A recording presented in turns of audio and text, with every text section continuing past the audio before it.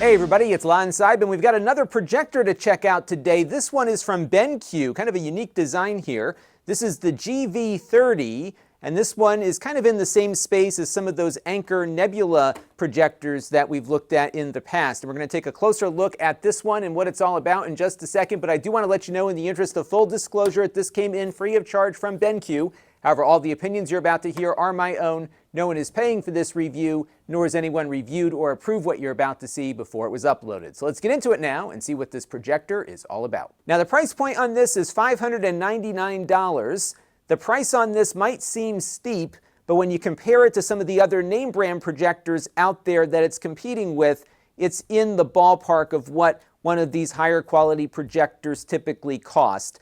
Now, you will find a lot of cheap generic projectors out there for a lot less money, but you get what you pay for. I did a whole video about this, which you should definitely check out, because I'm finding that a lot of the generic manufacturers are not representing the performance of their projectors accurately in the marketing. So, for example, this one is a 720p DLP projector, and BenQ correctly states that it projects at 300 lumens of brightness according to the ANSI standard. And what you're going to find out there are a lot of cheaper projectors that say they're going up to 5,000 or 6,000 lumens, but they're not measuring to the ANSI standard. They're taking a light meter and holding it up to the bulb, and that is not how you're supposed to measure brightness. So those cheaper projectors will probably be dimmer than this one. Now, from a real-world perspective, what does 300 ANSI lumens mean? Well, it means that it's not going to be as bright as a larger projector that can maybe do 1,200 ANSI lumens or more. So you're going to need a very dark room. If you have lights on in your room, you're going to want to turn them off. You're going to want to draw the blinds and get the room as dark as you can get it. And the image quality overall is really nice on this. My camera that's shooting the wall right now doesn't do it justice. It's actually quite sharp. The colors are nice. They're not oversaturated, but they're also not too cold. So it's got a nice warm image that's a little bit warmer than what you currently see on screen here. I tried my best to get it to match what my eyes are seeing, but this was about the best I could do. But it really does look good. Now, you can project up to a 100-inch diagonal image on your projection screen or wall. One thing to note is that I am currently 5 feet from the wall, and I'm getting about a 60-inch diagonal image out of the projector. So it's not a short throw. You'll have to go back a bit to get up to that max of 100 inches. But I think this is probably the sweet spot for the best quality image and size that you'll get out of this projector, given the brightness of its lamp. Now, the projector weighs about 3.5 pounds or 1.6 kilograms. That's with its base attached. The base is designed to sit on a table and allow you to swivel the projector to get the image in the right place. As you can see on screen here, there is an auto keystoning adjustment to keep the image flat as you're moving it up and down.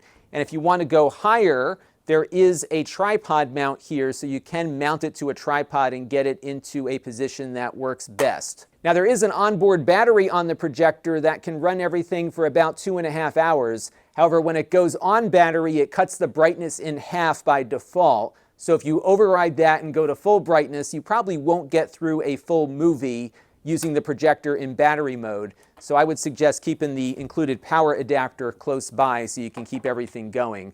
They do have a really nice carrying case here that comes with it for lugging around the projector, the stand, and the power supply. And there's a little bit of extra room in here for other things like cables or something if you need to bring those with you as well. Now, a big selling point of this projector is its audio system. BenQ says this has a 2.1 channel sound system, which includes a left speaker, a right speaker. Both of those are running at 4 watts each. And then it's got an 8-watt woofer for bass. Now, note that's a woofer and not a subwoofer, so you're not going to get a lot of deep bass out of this. But the audio is actually really nice on this. It's very crisp and clear. Even when you've got the volume cranked up with a loud video game or something, it actually sounds good and it doesn't get distorted. So I think it will definitely carry audio for a backyard movie night.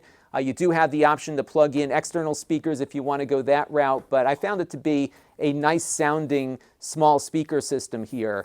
And they even have a button on the top here to switch it into Bluetooth speaker mode, where it performs just like a Bluetooth speaker would. So you do have pretty decent audio out of this, but it's not going to rival a home theater system that's got larger speakers and a subwoofer, but I was pleased with the overall audio quality that came out of this. You do have a good amount of connectivity on here as well.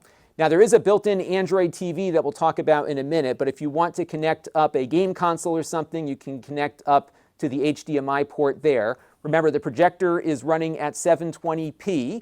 I did hook up my Nintendo Switch to it during a live stream, and of course you can plug in computers or basically anything else that's got an HDMI output to the port here, so that's something you see on most projectors. Now what you don't see on most projectors, however, is a USB Type-C port, and this is actually a multi-function port.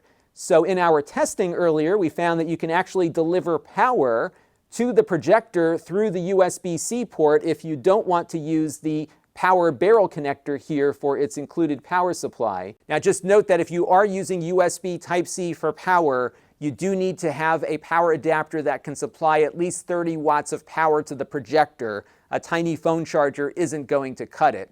Additionally, the USB-C port here supports video input.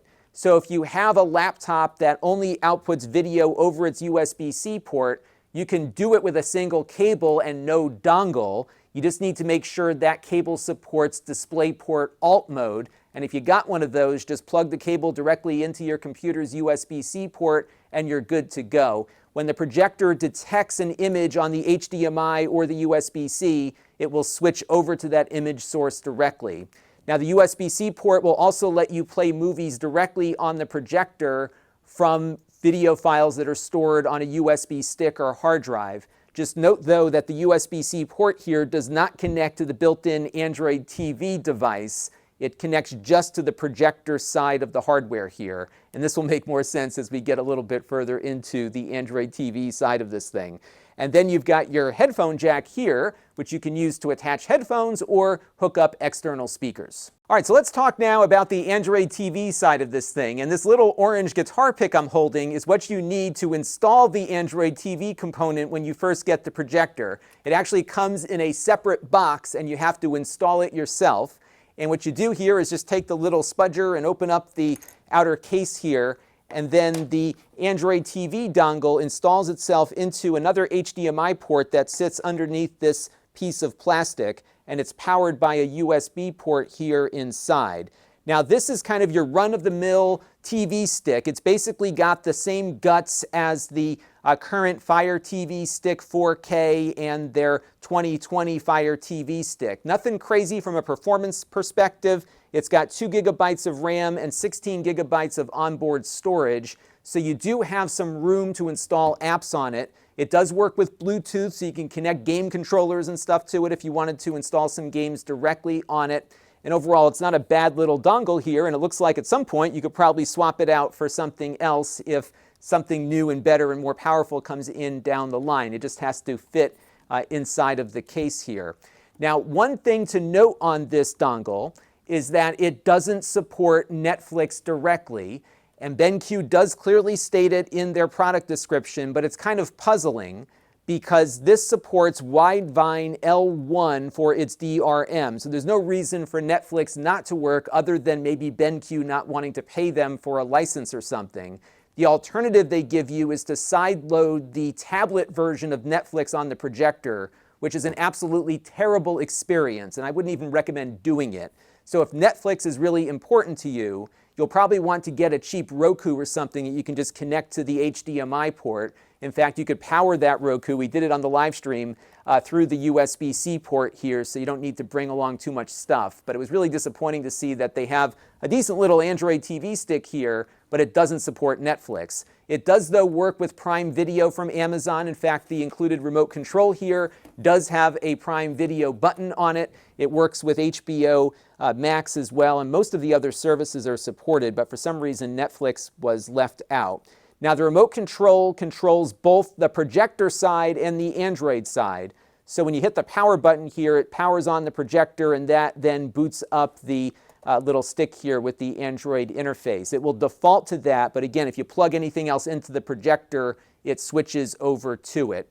This button here will switch your sources if you do want to plug in multiple things at a time and switch between them.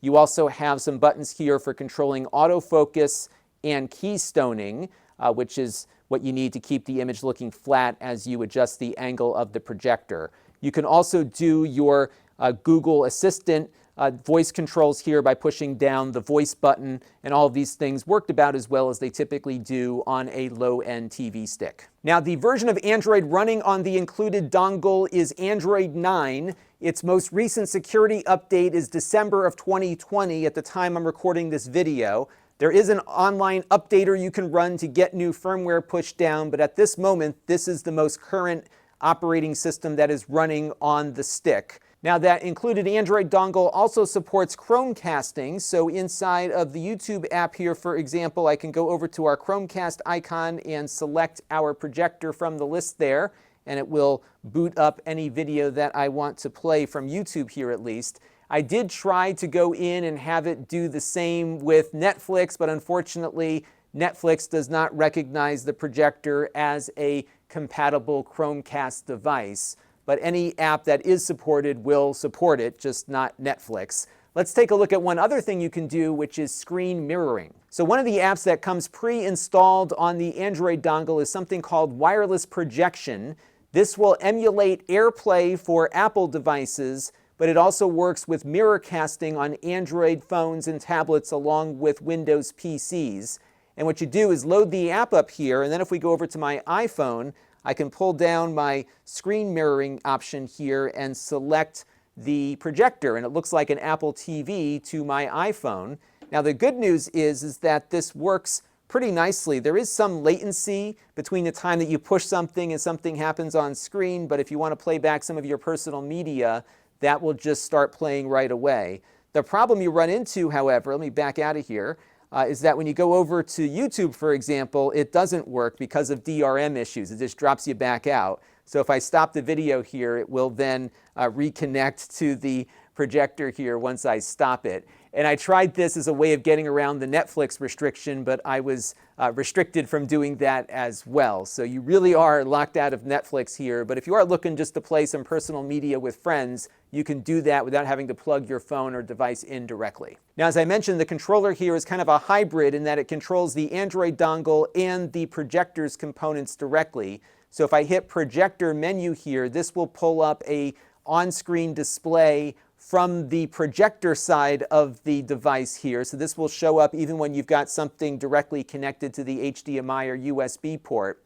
And one thing I want to point you at here is the power mode. So right now it's in normal mode, but if you were running on battery, it drops the brightness in half. So you can see how you probably want to leave it plugged in to get the best quality image. One other thing to note here in the settings is the picture mode, and right now I have it set to gaming, and that's the mode you're going to want to be in if you connect a game console to the projector. And the reason is that it does turn off a little bit of the image processing to give you a faster response to button pushes and stick movements. Earlier we tried out Pac-Man Championship Edition on the Nintendo Switch, and it was very responsive. That game can be very unforgiving. We also tried Super Mario Bros. 3 on my Analog NT Mini, which is an FPGA-based Nintendo clone console, and that is the lowest lag device that I own, and both felt very good. Now what you're seeing on screen right now is that Analog NT Mini running a controller test, and what we did was shoot the screen at 240 frames per second to see how fast a button push got registered on the display. And we were seeing a delay of about 72 to about 84 milliseconds, which is actually very good for a projector. I usually like to see things stay under 100 milliseconds. And this is about in line with what we saw out of the Anker projectors, which were also very fast and responsive. This will not rival a gaming monitor that might deliver half the latency, if you will, but it's still pretty quick for a projector. And I think for a lot of games that might be more forgiving with input lag, I think you'll have a very good experience with this one. Now, there is a cooling fan on board. It's not very loud, but it does run at a constant speed the entire time that you're using the projector. This is about on par with what we've seen with other projectors in this size and form factor. Definitely not as loud as a gaming laptop might be. And overall, I'm very pleased with it, although I'm unhappy with the Netflix limitation. Beyond that, though, I think it's very nicely designed. I like the fact that you can just kind of roll it around here in its stand and project on the ceiling if you wanted to do that. I know a lot of people like doing that. So you've got a lot of flexibility here as to how you project your images. It's got decent autofocus and auto keystoning, but you can adjust those things manually if you want. And overall, just a very nicely constructed projector. And it's good to see that BenQ was very open about the limitations with Netflix and its brightness in the product bullet points, which is not something you always see in the projector marketplace right now. So all in, something I can recommend if you are comfortable with its limitations. And that is going to do it for now. Until next time, this is Lon.TV. Thanks for watching. This channel is brought to you by the Lon.TV supporters, including gold level supporters Hot Sauce and Video Games, Brian Parker, Chris Allegretta, Tom Albrecht, Thomas Anfang, Jim Tanis, and Handheld Obsession. If you want to help the channel, you can by contributing as little as $1 a month.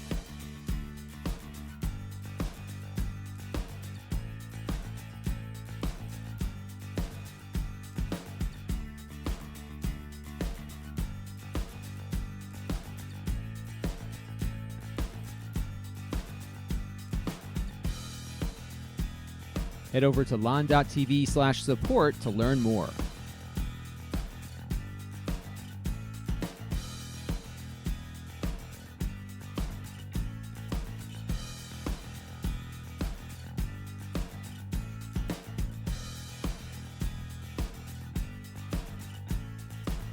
And don't forget to subscribe. Visit lon.tv/s.